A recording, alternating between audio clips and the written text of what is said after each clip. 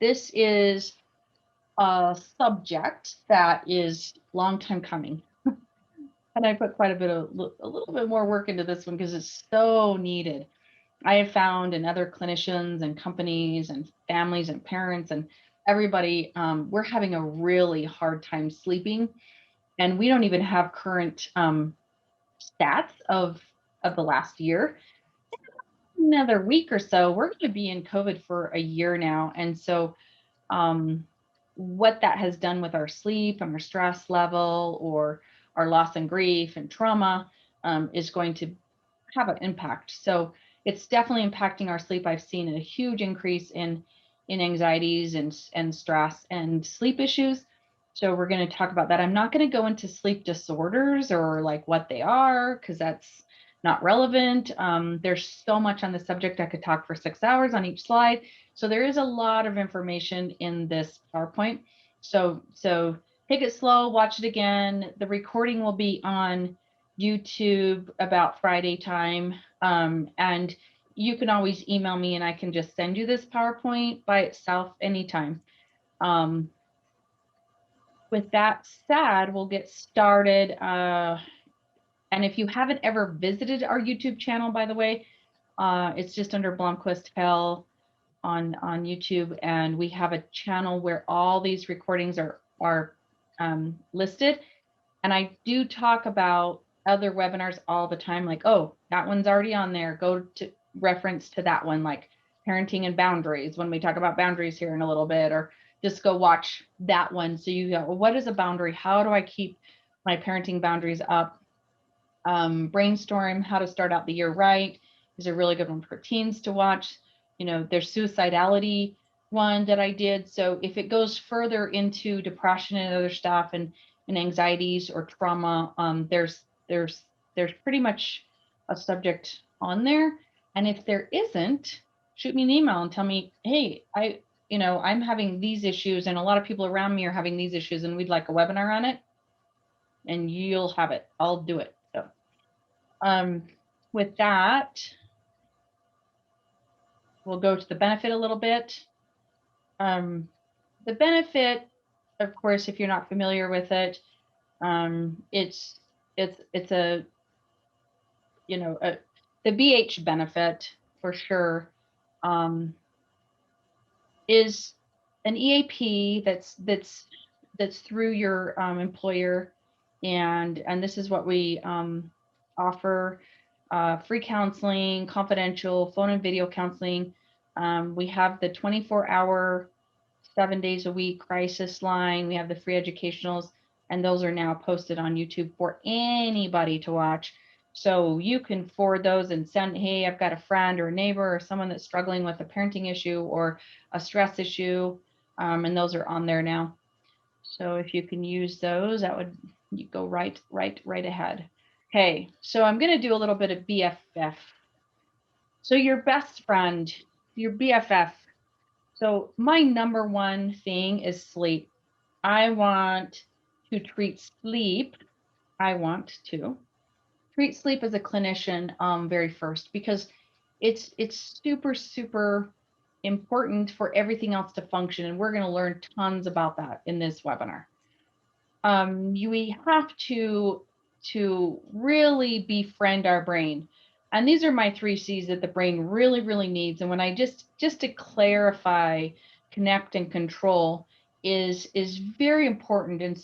And so these are my, it's like, okay, how are we connecting and how are we clarifying things and how are we finding power, which is the control. So our brain has to have clarity. So this is the example I use. You hear this big noise outside and your brain goes, what's that? And then you connect the noise with a garbage truck instead of something else. And then the brain needs control. So we need power over what we know and what we need. And so the fear of the unknown, the future, the fear of the unknown is the definition of stress. So that's why we need to not fear the unknown. So we need to have what we can control under control to the point so we're not powerless. And that's how we breathe, focus, and frame. So breathe. So we have to just breathe first. If we're not breathing, we're not in our frontal lobes, we're not in all, you know, in our body. And so we really just need to take a breath and stop and go, okay, what did my brain needs? Well, it needs clarity, it needs connection, it needs control. And then we have to breathe, we focus on something, and then we frame it. And breathe and focus in the present is the key here. But the framing part is kind of a little bit tricky. But framing something is how we perceive it from the outside world. And we're really negative humans in America. When I do America, you know, statistics, because I do a lot of thinking errors stuff. And so when we're given stuff negatively, we focus on the negative, but we tend to turn it negative even if we're given it in a different way, if they frame it in a different way. And so we really are good at looking at the negative.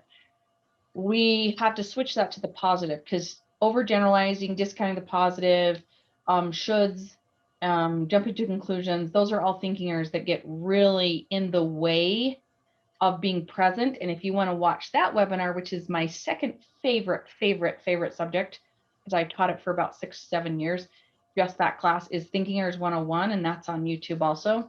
So we look at how do we frame it different. So just think about how to frame something different. And the way that we can do that is we have to have power. We have to have some sort of power over it, because our brain needs control, remember? So that's the last part of that.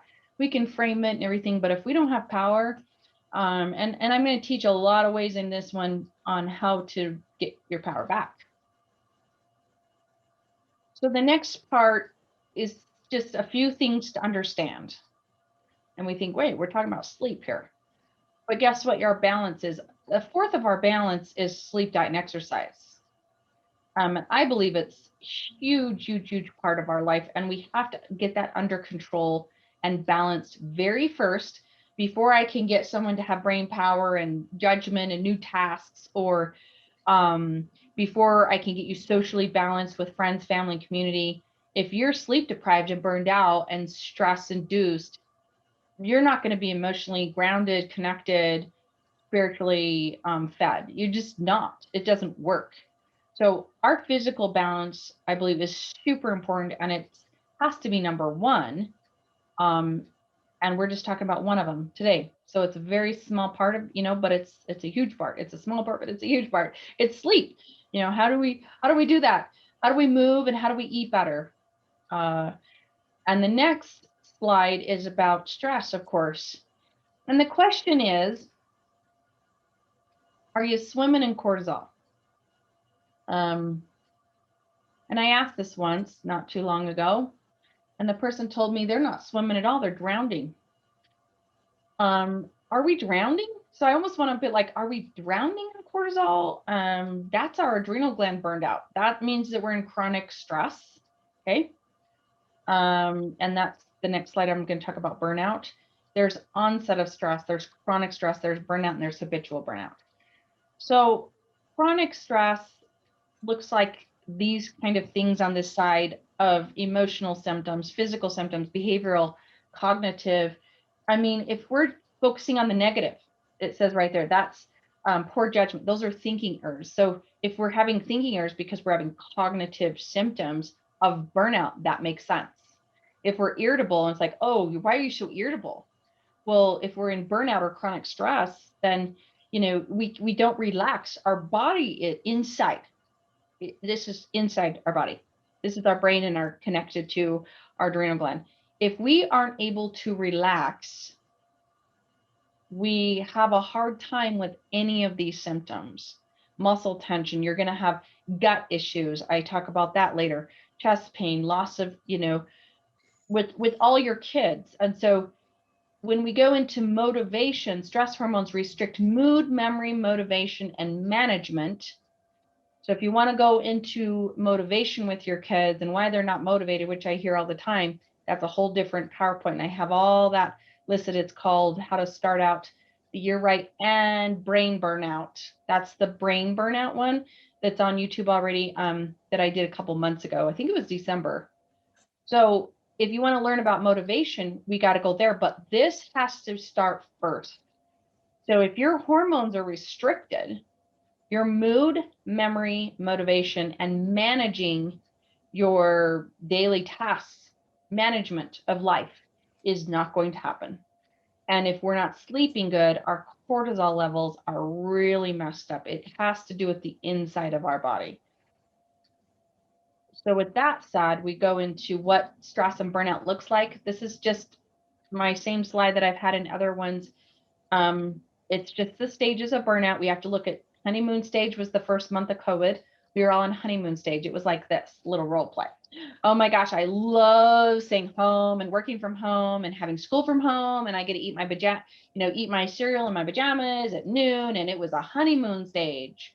And then the onset of stress came. And then we've been in chronic stress because it's been over a year or about a year. So that's what happens. Now, on the other side of this slide, you have to look at cognitive, emotional, behavioral, and physiological, because that has to do with I'll go back. It has a lot to do with this.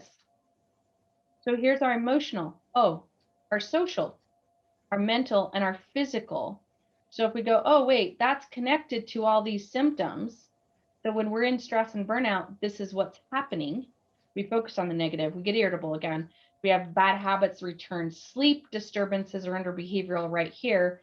Impaired listening skills, withdrawal, aggression, our physiological, and this is just for everyone. Your kids don't understand how to maybe label some of these things, but we need to help them and emotionally coach them in that. We don't, are they having hopelessness or are they numb? We don't know, they're not going to say, oh, mom, I feel numb. I feel like I just want to withdraw from everything. That's when we need some attention. So this is just for some extra help and looking at your symptoms and seeing really where you are. So we're going to go into sleep now. So the sleep stats are awesome. They're actually not. They're actually awesome. And like I said, we don't have current ones. We don't have the last 2 years or the last year. So it's going to be, it always takes a long time to get them out and about. But so in teens and kids, sleep problems, deprived sleep can cause you to lose 11 days of productivity. So we're not productive for 11 days after we sleep horribly one night. Now, I've said this many times, there are statistics that show the same symptoms of 2 nights of not sleeping good, that we have dementia symptoms, and that's the symptoms back on the other page. A third of teens say that their stress causes them to lie awake at night. You don't know how many times we've heard this, clinicians, and I mean, it is a serious problem. We are lying awake at night for sure, or we're disrupting our REM sleep and we're waking up 2 or 3 times in the middle of the night and then trying to go back to sleep. So teens that sleep 34 minutes longer in a night have 4.5 higher test scores. For every hour that sleep is lost, this is a killer. Literally. Almost 40% higher in loss of sadness, hopeness, suicide increases. This is crazy. 40% per hour. So say your teen or half of my clients don't go to bed till 1 a.m. And actually from 12 to 1, you have to make up that hour double. So you need 2 hours of sleep to even make that up. But 1 hour of lost sleep. So say they lay awake from 12 to 1 because they just can't fall back asleep and then they still have to get up at 6 or 7. It increases sad, hopelessness, and suicidality by 40%. Putting down your phones can help you sleep 21 minutes longer, just putting them down. But really, that's simple, like putting them down when. I'll talk about that. Blue light exposure reduces sleep by 16 minutes. So just the one flash of blue light exposure, 16 minutes. And then that has shown to be 7.6 more sleep disturbances in the middle of the night. So if you just open your eyes, look at your phone, you know how many times we do this, right? That's why a tip right there is, I have kids and younger kids and older kids. There is no phones in there, but of course that's ideal. But an alarm clock, we got to go back to an alarm clock, a clock. So kids know what time it is, so they don't have to look at their phone, or they know how long they stay awake and lay awake, because that is relevant for the next couple slides here. We have to know how long we're staying awake. We have to know what time it is, so we can tell our brain to go back to sleep. It's not 5, 6, 7 a.m. It's, it's 2 a.m. So we got to go back to sleep. So one blue light exposure, that's turning on your phone, 16 minutes and 7.6 more sleep disturbances. Now in adults, it's a public problem, actually. That's what they're deeming sleep issues as. And this is 2019 and 2020 article. 68% of Americans struggle with sleep once a week. 36% receive less than 7 hours. The average is 6.8. 41% use over-the-counter sleep aids. We're going to talk about those. 1 in 10 put sleep on the top of their list over exercise, work, and social. 1 in 10. Oh man, it's my number one. 70 types of sleep disorders now. 70 types of sleep disorders. Now, when we had a diabetes epidemic in these past few years, we have serious, connection to diabetes and sleep disorders. Less than 7 hours of sleep, you are 4.2 times more likely to get sick. Just your immune system's gonna be down. Each child in the household increases mother's insufficient sleep by 46%. Yeah, that's a fun one. But we do our best. You do your best in that. So my favorite thing to teach on here, a little bit of circadian, yeah, if I can say it right, circadian rhythm. Now, if you haven't heard of this, you can look it up and learn lots more about it. Super interesting. I love teaching about it because it is very scientific. It's not rocket science. It's how we should live with the sun and with the seasons. You go with the seasons. So for example, when it's winter in Utah, we sleep colder in our rooms and we sleep longer because of the sun. And in the summer, we sleep a little warmer, and we don't have to sleep as long because the sun's up and we have less light. So this is just in general for the general, I don't know, central time system, but ours is a little bit different, but not really. It's all the same. We all have 168 hours in a week, all of us. So you still need to get your 8 hours of sleep. So what happens though is very important. If we can teach this to our kids, okay? So let's look at 6:45. Shortest blood, your sharpest blood pressure rises. So your blood pressure goes up at 6:45. 7:30, on average, your melatonin stops releasing. So your body goes into activation at 8:30 with normal body functions, and it tells you to pee and to eat and to get ready for school at 8:30. You know how many kids start school? This little statistic on the side of this, 83% of middle schools and 93% of high schools start before 8:30. So I have a little soapbox on that, but I'm not going to go into it, right? What does that tell you? Is 7:30, we are barely stopping our melatonin if we're actually producing some, and I'll talk about it. 10 a.m. is our highest alertness. This is why kids don't function from 8 to 10 in the morning, honestly. So this is, so if our melatonin doesn't stop and releasing, and our highest alert, because that's our highest cortisol levels. So we have really high cortisol levels in the morning, and we should have the lowest cortisol levels at night. But guess what happens when you're stressed out and you're sending cortisol to your body at night because you're worrying, or you're doing something else, or you're on social media, or you're on blue light, or you're watching a movie that raises your cortisol. It actually raises your cortisol. So then when we get to that point of like, oh, it's time for bed. Yeah, right. We've hijacked our body with cortisol instead of melatonin kicking in, because melatonin is the hormone we want to kick in, not our hormone of cortisol. So following me so far, anybody want to, you're doing okay, check in. So our cycles of light and dark are exactly what the circadian rhythm is. It's that. Now, what happens is when we do the opposite and stay up late and sleep in through the sun, we get off, our rhythm gets off, okay? So one way, a guy that I was studying, actually listened to the podcast too, I think I have him referenced in the back, but he talked about, he was a sleep guru for sure. And he talked about he gets people to get back on rhythm, and he can get them back on rhythm in about a week. But really, honestly, you can get back on a weekend almost. And what you have to do is you have to go without electricity. You have to go camping. You have to go without light. You have to train your body to go back into the rhythm of the sun.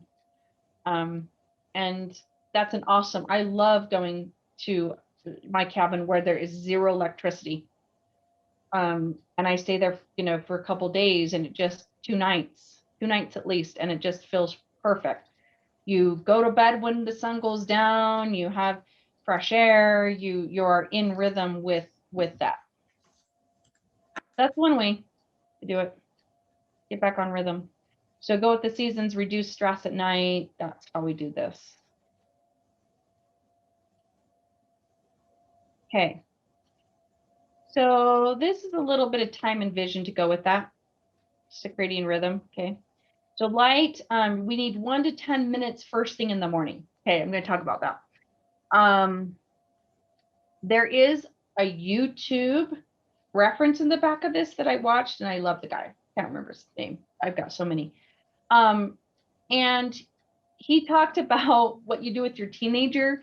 If you go in and flip on the light for 1 to 2 minutes and then turn it off, it actually will send the body into rhythm. You can turn it on and turn it off, but our eyelids are very, very thin for a reason. And we need to just have light. And so he's like, oh, every parent's going to just kill me. And I'm like, you're right. Cause that's the thing about getting up. And if we have to do that, we're going to say, I'm sorry, your alarm has gone off. I am going to flip on the light every morning, just to give you a warning and to wake up your eyelids.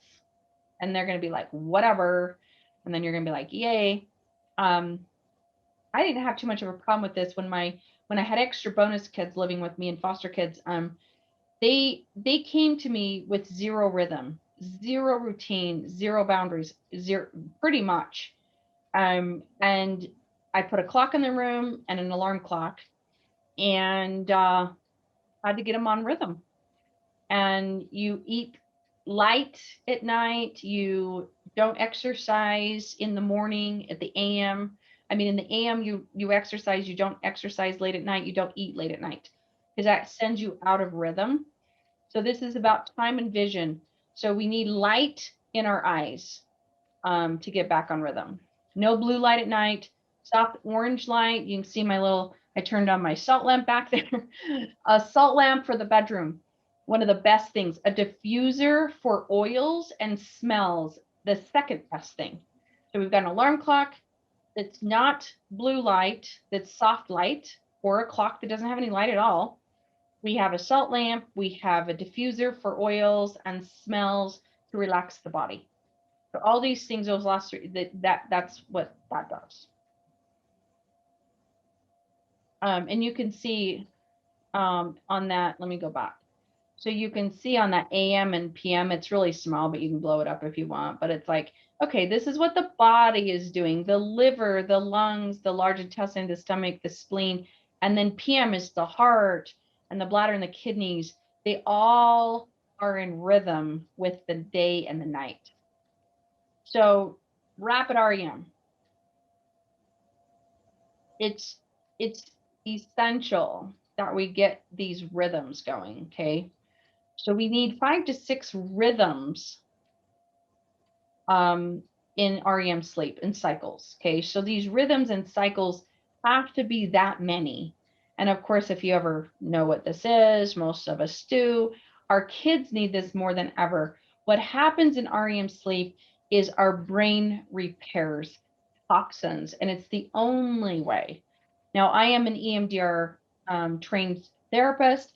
EMDR is rapid eye movement desensitization. So it's like when we do EMDR trauma work in the day in our conscious, it does the same thing. Sometimes it's our eye movement, sometimes it's bilateral tapping. So REM, that's how she came up with this idea. If we have REM sleep of our eyes moving back and forth when we're asleep and it repairs the brain, we can do that in the day. So this is super important. That's why it works. REM sleep plays an important role in learning, memory function. It's when our muscles grow. It's huge. And like I said, for short-term, long-term memory, if we don't get 2 nights of REM sleep, we have the exact dementia symptoms of being in dementia. And then we're driving around like that, or we're sending our kids to school like that. And sometimes it's kind of like, okay, a kid didn't sleep one night. And if they're sick and it's off, but this is a normal cycle that your kids don't get REM sleep or you don't get REM sleep, that's when it goes into long-term, crisis, burnout, chronic stress. And we wonder why our kids don't focus and have processing skills. Yeah. So this is where our brain processes information from day to day. And then it can be stored in the long-term memory. If we're not having REM sleep, we're not storing our memory in long-term memory. It's pretty serious. And then this is just about the next slide here is just REM sleep. So this is the period where sleep is made up of stages 1 to 4, and each stage can last 5 to 15 minutes. So stages 2 and 3 repeat backwards before REM sleep is attained. So it's just another part of REM sleep. The body repairs, the tissue builds muscles, like I was saying, the bones. It appears to strengthen the immune system. Of course it does. As you get old, because we know that it kills our immune system if we're not having it. So we know that it strengthens it because it kills it if we're not. So as you get older, you need less of this, but people under the age of 30 have about 2 hours of restorative sleep every night, while those over 65 might only get 30 minutes of this. So this is important for younger kiddos too. And how much sleep do we really need? So of course, in order to get the REM sleep cycles that we need, this is recommendation.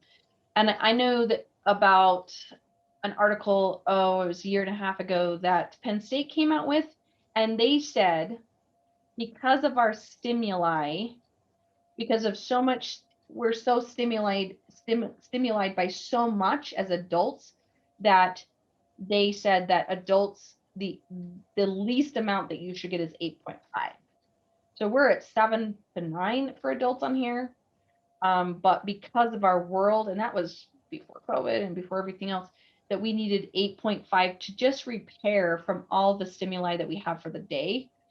So infants, 12 to 15, school-aged kids, 9 to 11. Tell me, you can write down on your little notebooks. If you have school-aged kids, that's a tongue twister. I would like to know how much hours of sleep they're getting. I haven't found too many school-aged kids that I treat are getting even 9. And they're waking up and they're not falling asleep, and we're having power struggles that we're going to talk about. Huge power struggles. Yeah, so we're not. So American average 7 hours with 35% reported poor sleep quality. 7 out of 10 high schools kids are not getting enough sleep. Now, all I could see is when we went to online schooling, that made that about 90% worse. I would say, 9 out of 10 high school kids were not getting enough sleep because they were sleeping in and staying up late. Because there wasn't quite the same schedule. So of course, immune system, less depression, more growth hormones, improved blood supply to the muscles, reduced heart disease, stroke, higher. Kids that slept better have a higher education level. Like I said, the test scores are higher. So how are we now? It's like, okay, so now we know all this stuff. Now, how do we get better sleep? What do we do? I mean, that's the whole point. I always get to what we're going to do or how we're going to have some ideas or some solutions to this. It's a psychoeducation, it's like, I want to teach you this, but then how do we get to it? That's the rest of this. And the next slide is about, it's the first time I've really put a really good list together with all this, because I've been studying a whole bunch of different supplements, of course.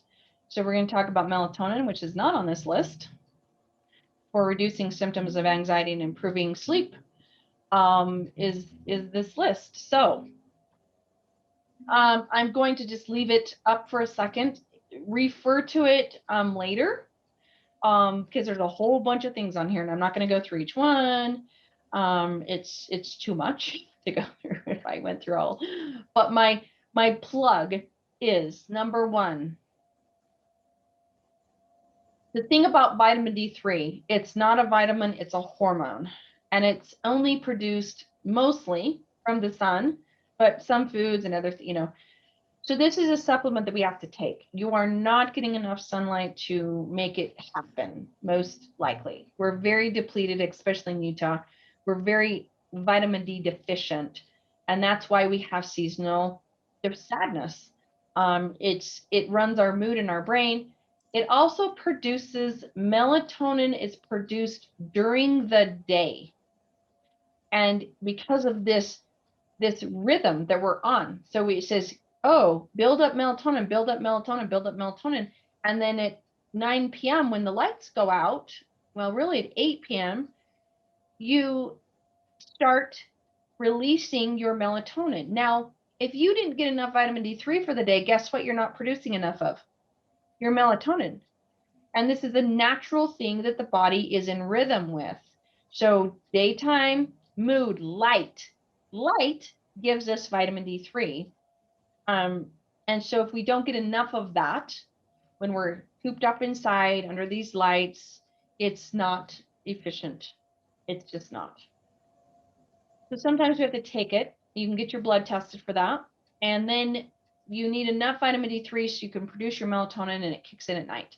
The other part, that the only one I'm going to talk about on here, they're all so important, is magnesium and GABA. So those are the most, like, very calming, a mineral and amino acid. So magnesium is a natural sleep aid muscle relaxer, and it helps everything else absorb into your bones and blood and body and everything else. It keeps your heart in rhythm. It runs 49 functions of our body, seriously. Those are two kinds of magnesiums that we recommend. Calm powder / there. It's a powder that comes in a citrate form that's easy for kids to put in something at night, camo tea, even a little apple juice, but low sugar is best. So at night, so the magnesium glycerate is really easier on your stomach, and it's easy absorbed. Also is the citrate. There is a half a dozen kinds of magnesium. Now, when you do Epsom salt baths, that's magnesium, and there are going to be all kinds of different magnesiums, and they're great. Have an Epsom salt bath at night. Your kid will sleep, and you'll sleep if you do that. And it's soaking into it. There's questions about when to take those. Yes, those are all morning. So after the magnesium, all of those are morning. All of these are mornings, okay? Except GABA and magnesium, by the way, all morning. Now, well, with the chamomile and lavender, that's all nighttime, because that's for sleep. So those are relaxing ones. Milk thistle, you can take morning or night. But so let's see. Anything else? Yeah. So GABA is a good calming neurotransmitter for night. GABA has been shown to treat ADHD severely and restless anxiety feelings for sure. That's the one I have kids the most, GABA and magnesium at night. Okay, when you're pregnant, talk to your doctor.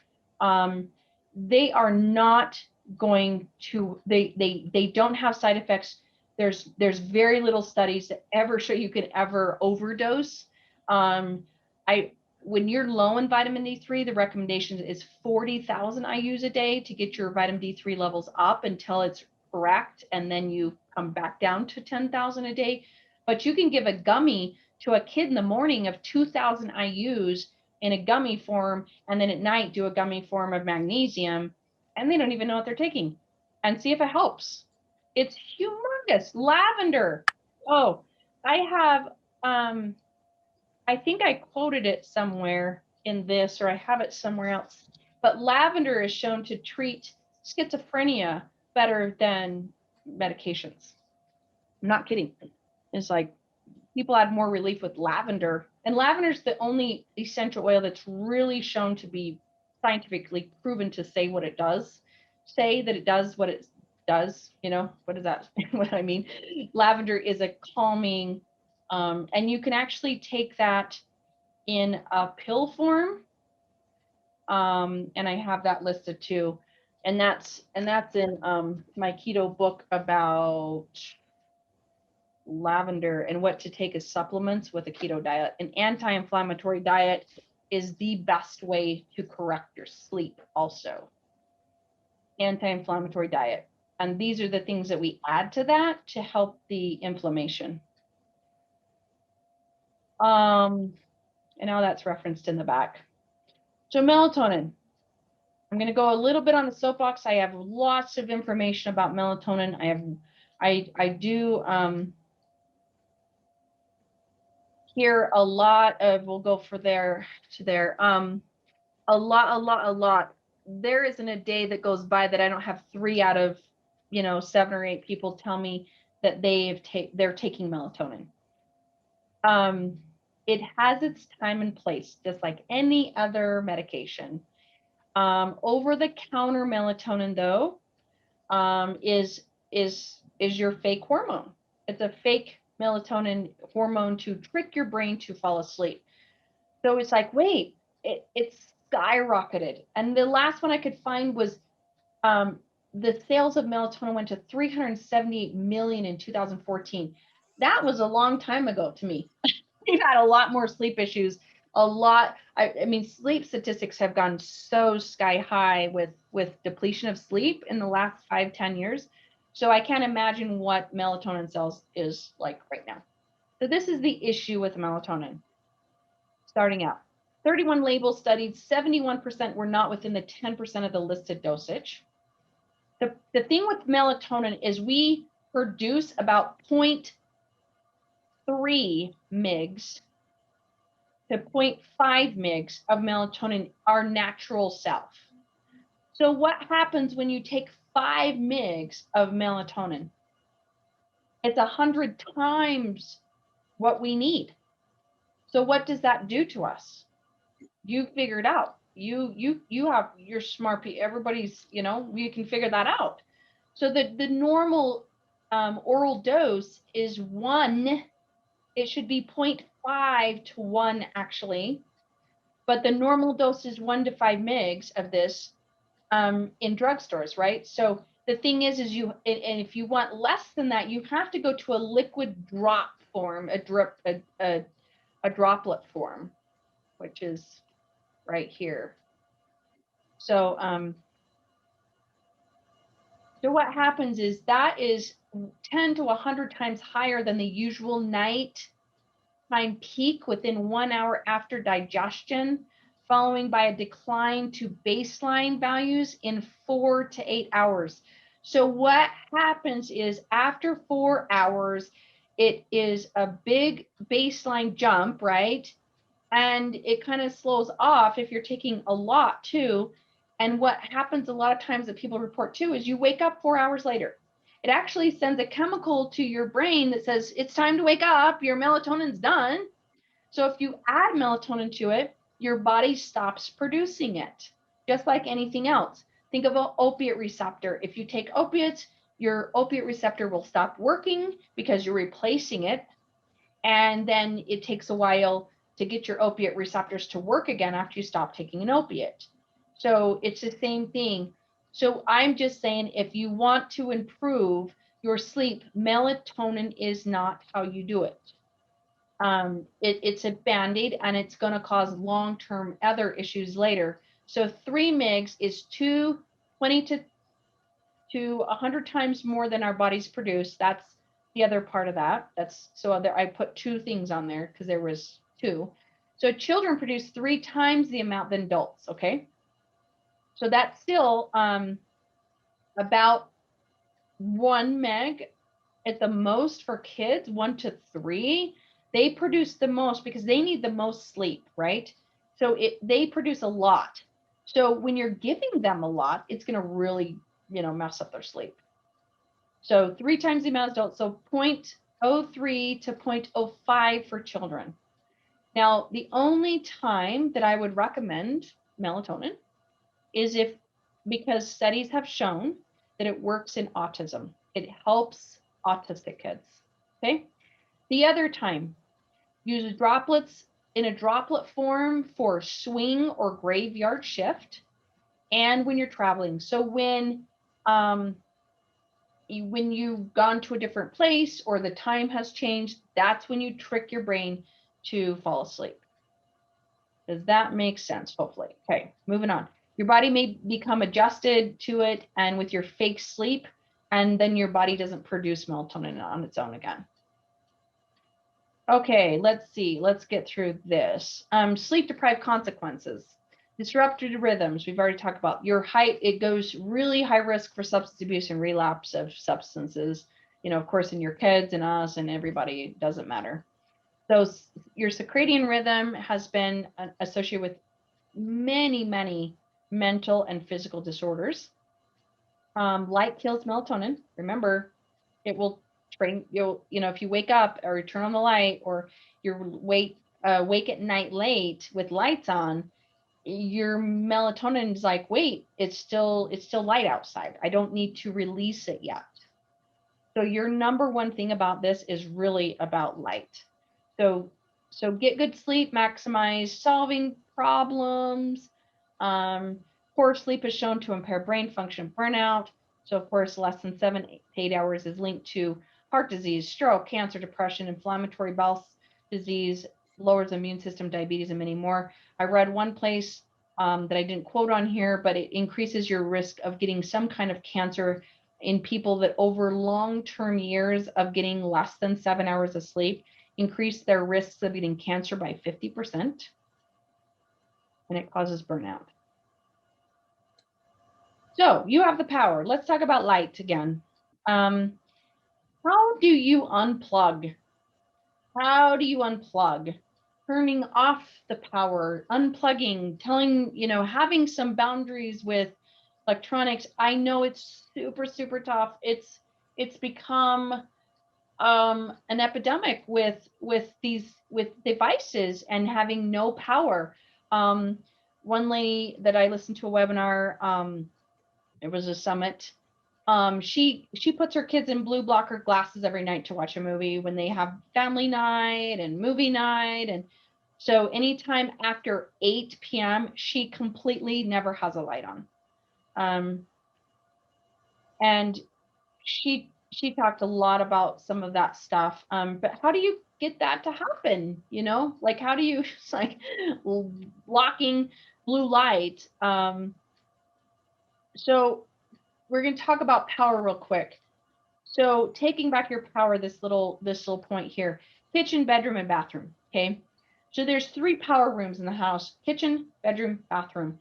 So when kids feel like they can push power and they need power, they push boundaries, and you're trying to hold your boundaries, they'll do it in one of those rooms. Kitchen. Think about when your toddler didn't eat or wouldn't eat or ate too much, or, they want to eat snacks at different times, when you pushing power.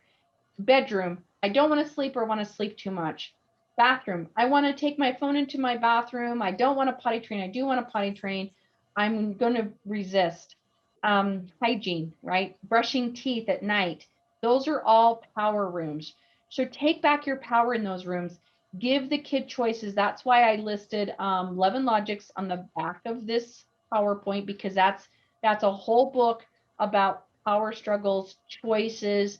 He has a pearl, they're called, in the back of that book for every single situation you'd ever want to role play. And teeth brushing and bedtime and potty training and anything like that, and diet, and but think about when diet, kitchen, bedroom, bathroom. So no carbs after 8. I always had a rule of the kitchen was closed at 9 p.m. and everybody knew it. And the kitchen was closed. You do not turn on the light. You don't come and get something to eat. It was closed. It was just closed. And I just 9 p.m. So little thing here about GABA. When you work out 20 minutes during the day, your GABA is released and it can improve your mood for 12 hours after that. So we're going to exercise, we're going to move a little bit, and that gives you power for 12 hours of a better mood, a better motivation, of a better all kinds of stuff. Now, the next one is about mindfulness, just a slide that I've had in other workshops about mindfulness. These are just some, mindful tips of how to focus. So back, remember, how are you BFF in your sleep? You're going to focus. You're going to befriend sleep. It's going to be your best friend ever. It is mine. I mean, it's so important. You focus on what's right in front of you is mindfulness. So how you calm that and breathe, remember? So back to focus and breath, and how we just breathe, focus, and frame it. And there's some free downloads there. I'm not going to go into, I have, there's lots of other mindfulness stuff. So fun tips on how to just have some fun tips.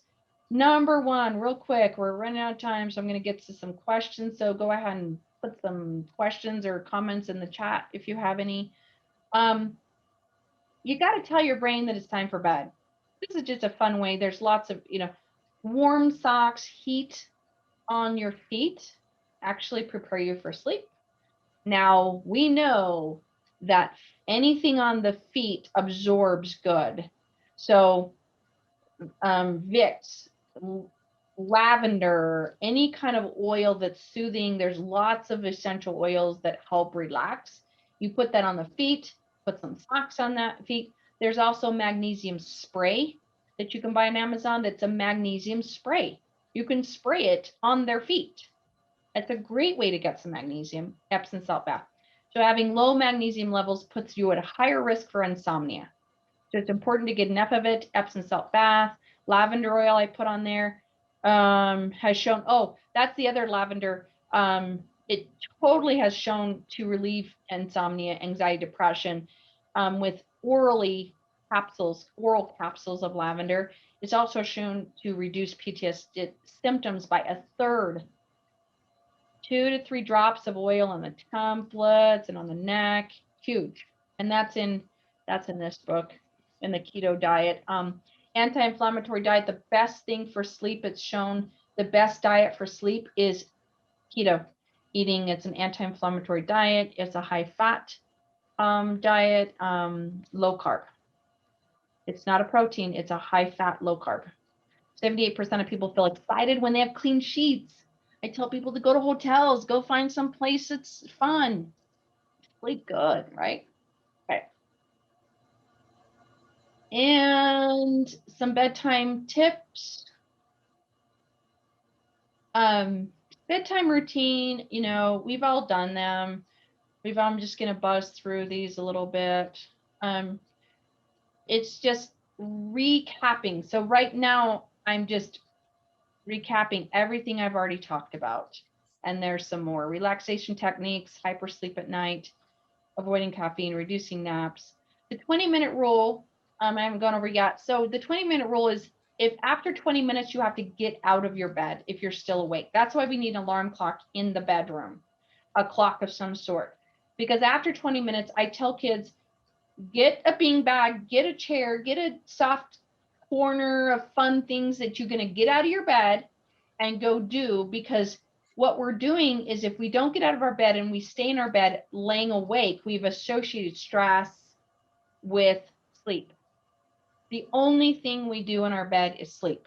We don't journal, we don't read, we don't do homework, we don't get on our phones, we don't have social interactions in our bed with other people texting. We don't do that in our bed. We do that outside of our bed. That's the biggest tip that has helped people train their brain to go to sleep when it's supposed to be asleep. Lowers. So journaling is mind dumping, dumping your worry. Okay. We've talked about that. Lower social interactions, your daytime. So it has to do with daytime, right? If you're on autopilot all day, and that keeps us happy and not so burned out. But if we're not present, it's exhausting. And then we're more exhausted at night. Bedroom is cool. Bilateral tapping, I talked about a little bit. It's just, if you want more on that, you can email me and I'll, a little summary on how to tap bilaterally on your kid or on yourself as you're falling asleep to calm down your fight, flight, or freeze brain. And we're almost done here. These are just a slide that you can just look at later, because it's just a morning routine that helps the day time, right? In the nighttime. Listening to positive things during the day is going to help you sleep better. You're going to exercise and hydrate. It's going to all send you into rhythm better for the night. And then your nighttime questions that you can ask for at the end of the day is just a few ideas here for the end of the day. How did I do? And dump about it or journal about it a little bit. What went well today? It's just bringing out the positive again. What am I grateful for? Of course, any kind of gratitude dumping, I call it, instead of just mind dumping, your gratitude dumping. What can I do better for the next day? So here's references. I know this slide was like this. It's like I have to click on all of them to get them to come up. But there's your references. So any questions? We're just about out of time, but any questions or comments about what would be helpful, and if there's not, we'll be okay, but.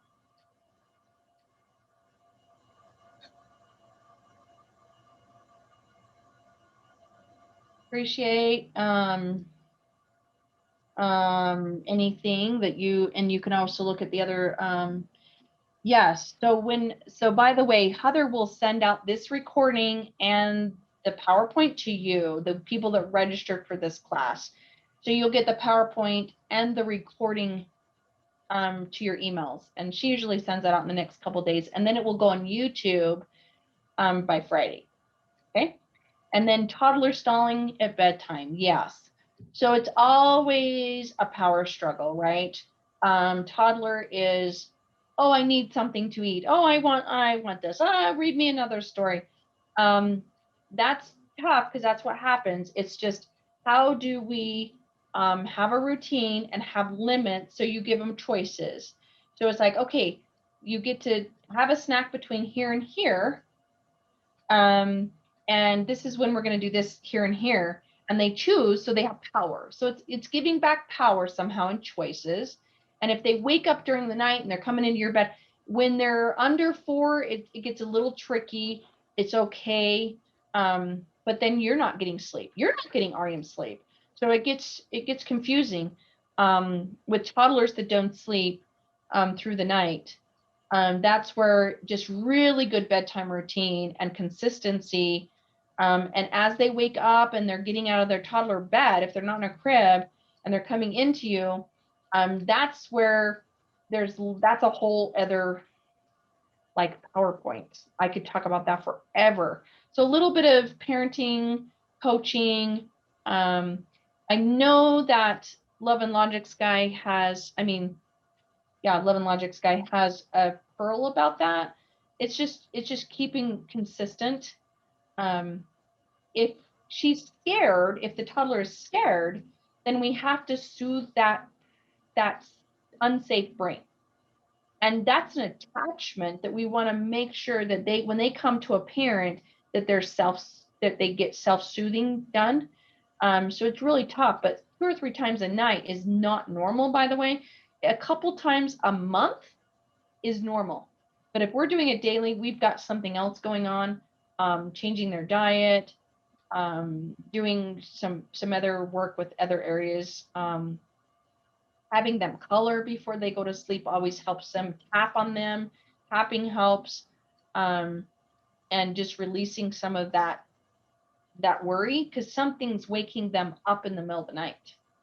That is their stress brain, I would guess. So do the best you can with that. But that's the problem, is you're not getting REM sleep if your toddler is waking up too and coming into bed with you, or yeah, there's pros and cons with that. It's like, do we put the toddler in our bed, or do we go back and sleep with them for a minute? And that's where I talk in a parenting session of therapy all the time about, okay, what is happening and what's going on in your life, in the environment first too, and then what's going on inside their body that's waking them up.